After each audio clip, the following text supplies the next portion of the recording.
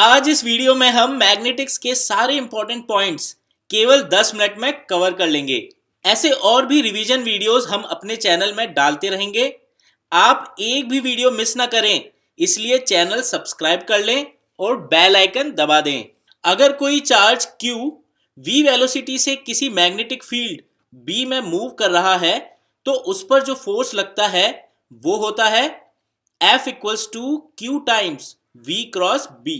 ये एक cross product है और इसीलिए फोर्स की डायरेक्शन उस प्लेन के परपेंडिकुलर होगी जो वेलोसिटी और मैग्नेटिक फील्ड वेक्टर से बना है।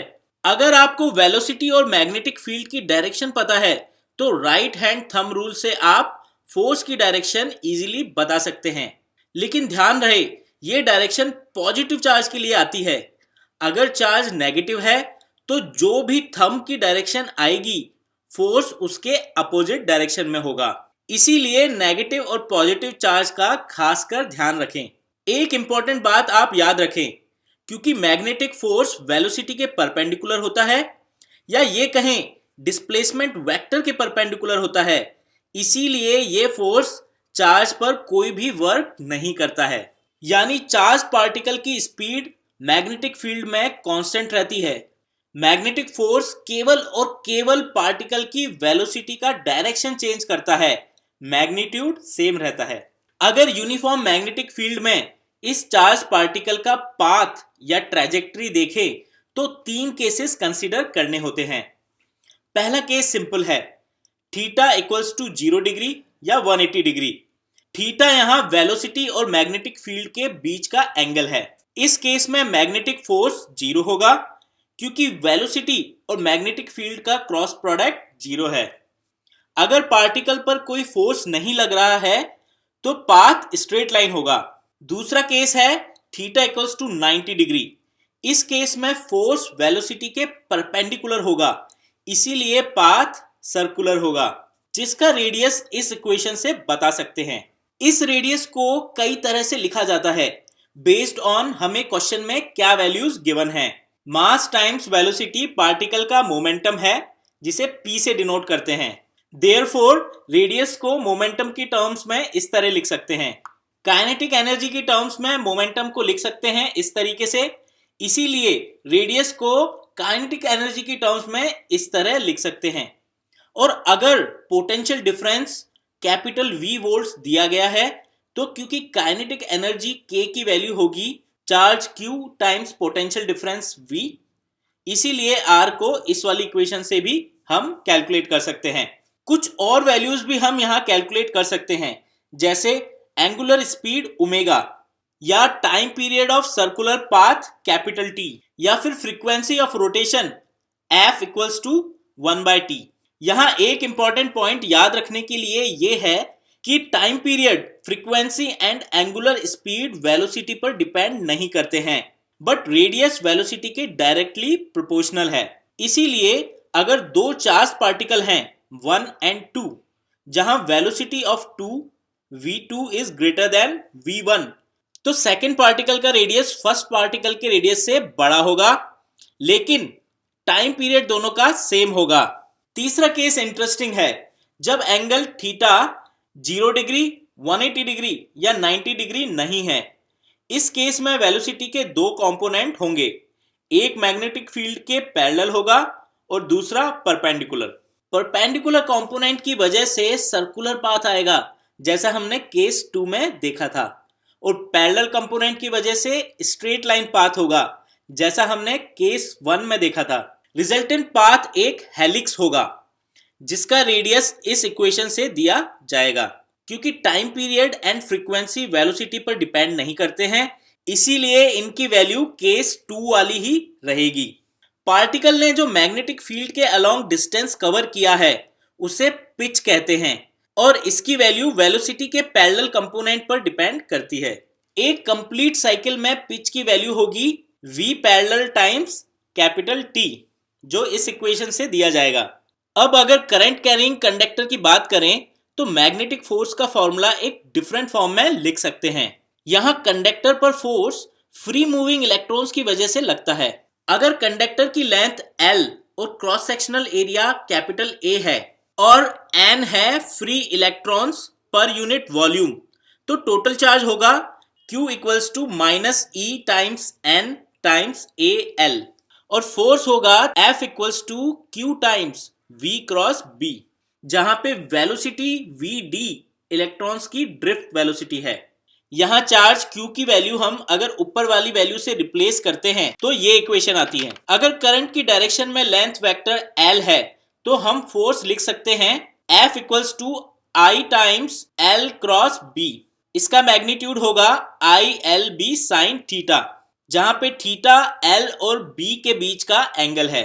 यहां हमने करंट I की वैल्यू को N times E times A times velocity से रिप्लेस किया है। ये फॉर्मूला तो हो गया स्ट्रेट वायर्स के लिए यूनिफॉर्म मैग्नेटिक फील्ड में। अगर कोई आर्बिट्रेरी शेप्ड वायर है तो फिर क्या करेंगे? स्मॉल एलिमेंट्स पर फोर्स कैलकुलेट करेंगे। DF equals to I times DL cross B। Total force integrate करके हमें मिलेगा, क्योंकि B यूनिफॉर्म है इसीलिए ये इंटीग्रेशन से बाहर आ जाएगा। यहां दो स्पेशल केसेस याद रखना जरूरी है। केस 1 है net magnetic force acting on any closed current carrying loop in a uniform magnetic field is 0, क्योंकि वेक्टर एडिशन लॉ से हमें पता है कि closed sum of length vectors is 0। Case 2 है कर्व्ड कंडक्टर। ध्यान रखिए, क्योंकि हम लेंथ एलिमेंट्स के वेक्टर्स को ऐड कर रहे हैं इसीलिए हमें वेक्टर एडिशन के रूल्स फॉलो करने होंगे। यहां हम दो केसेस लेते हैं। पहले केस में अगर हम वेक्टर एडिशन लॉ अप्लाई करें तो हमें मिलेगा length vector ACD equals to length vector AD। इसीलिए हम कह सकते हैं force on ACD equals to force on AD। इसी तरह दूसरे केस में हमने एक स्क्वायर लिया है। इस लूप में अगर हम वेक्टर एडिशन लॉ लगाएंगे तो हमें मिलेगा length vector ACD equals to length vector AD equals to length vector AED, यानी कि इन तीनों पे फोर्स इक्वल होंगे। Force ACD equals to force AD equals to force on AED। अब बात करते हैं क्लोज लूप्स के केसेस में मैग्नेटिक डायपोल्स की। हर करंट कैरिंग लूप एक मैग्नेटिक डायपोल की तरह एक्ट करता है, जिसकी डायरेक्शन लूप के प्लेन के परपेंडिकुलर होती है, और करंट की डायरेक्शन में फिंगर्स को कर्ल करने पर जो थंब की डायरेक्शन आती है उस डायरेक्शन में होती है। इसका मैग्नीट्यूड होता है N times I times capital A, जहां पे N है number of turns of the loop, I current है और कैपिटल A लूप का एरिया है। क्लोज लूप पर अगर फोर्स देखें तो एक यूनिफॉर्म मैग्नेटिक फील्ड में 0 होता है, लेकिन टॉर्क की वैल्यू 0 नहीं होती, और ये वैल्यू होती है cross product of magnetic moment and magnetic field. अब बात करते हैं बियॉट-सवार्ट लॉ की। अभी तक हम फोर्सेस की बात कर रहे थे जहां हमें यूनिफॉर्म मैग्नेटिक फील्ड दी गई है, लेकिन करंट कैरिंग वायर्स की वजह से मैग्नेटिक फील्ड प्रोड्यूस भी होती है। बियॉट-सवार्ट लॉ हमें बताता है किसी पॉइंट पर इस मैग्नेटिक फील्ड की वैल्यू क्या है। ये वैल्यू इस फॉर्मूले से मिलती है, जहां r डिस्टेंस है वायर से उस पॉइंट P का जहां मैग्नेटिक फील्ड कैलकुलेट करनी है। r कैप इस डिस्टेंस का यूनिट डायरेक्शन वेक्टर है। इस मैग्नेटिक फील्ड का मैग्नीट्यूड इस इक्वेशन से दिया जाएगा, जहां एंगल थीटा है वायर के लेंथ वेक्टर और डिस्टेंस के r वेक्टर के बीच का एंगल। अगर मैग्नेटिक फील्ड की डायरेक्शन की बात करें तो ये बात ध्यान रखें, वायर के अलोंग किसी भी पॉइंट पर मैग्नेटिक फील्ड की वैल्यू 0 होगी, क्योंकि r वेक्टर और dl वेक्टर के बीच का एंगल 0 डिग्री या 180 डिग्री होगा। अगर इनफाइनाइट लॉन्ग स्ट्रेट वायर की बात करें तो r डिस्टेंस पर मैग्नेटिक फील्ड की वैल्यू इस इक्वेशन से दी जाती है, और direction right hand thumb rule से पता लगता है।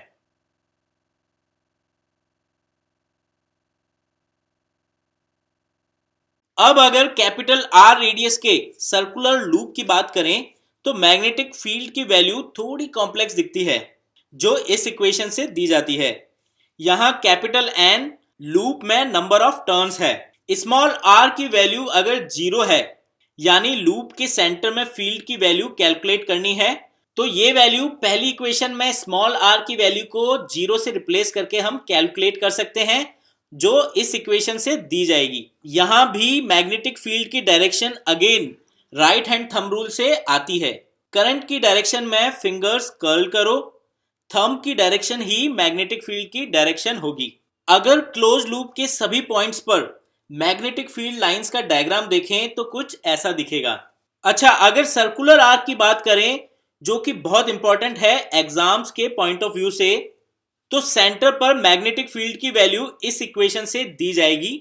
यहां थीटा वो एंगल है जो आर्क अपने सेंटर पर बनाता है। ये वैल्यू रेडियंस में होनी चाहिए। जैसे 30 डिग्री के लिए π/6 यूज करेंगे और 60 डिग्री के लिए π/3 यूज करेंगे। एक एग्जांपल देखते हैं। इस फिगर में पॉइंट P पर मैग्नेटिक फील्ड कैलकुलेट करनी है। क्योंकि P पॉइंट AC वायर और DE वायर के अलोंग लाई करता है, इसीलिए इन वायर्स की वजह से मैग्नेटिक फील्ड की वैल्यू पॉइंट P पर 0 होगी। CD आर्क की वजह से वैल्यू इस इक्वेशन से दी जाएगी, इसीलिए पूरे लूप की मैग्नेटिक फील्ड की वैल्यू भी इसी वैल्यू के बराबर आएगी। Amperes circuital law symmetrical geometric figure की वजह से मैग्नेटिक फील्ड कैलकुलेट करने की एक ट्रिक है। ये लॉ कहता है close integral of B.dl equals to mu not times I enclosed current enclosed. जैसे इस long cylindrical current carrying wire की वजह से R डिस्टेंस पर B की वैल्यू ऐसे कैलकुलेट करेंगे। यही वैल्यू हमने पहले भी देखी थी। लेकिन अगर वायर के अंदर के पॉइंट्स पर मैग्नेटिक फील्ड बतानी है तो करंट इनसाइड की वैल्यू चेंज हो जाएगी। Magnetic field versus distance R का ग्राफ कुछ ऐसा दिखेगा। अब बात करते हैं force between parallel current carrying wires की। इसका फॉर्मूला बहुत सिंपल है। फोर्स पर यूनिट लेंथ इस इक्वेशन से दिया जाता है। अगर वायर्स में करंट सेम डायरेक्शन में है तो वायर्स एक दूसरे को अट्रैक्ट करेंगे, और अगर करंट अपोजिट डायरेक्शन में है तो वायर्स एक दूसरे को रिपेल करेंगे। बच्चों, इस तरह इस वीडियो में हमने मैग्नेटिक्स के सभी इंपॉर्टेंट पॉइंट्स कवर कर लिए हैं। आई होप आपको ये वीडियो पसंद आया। Best of luck for your exams.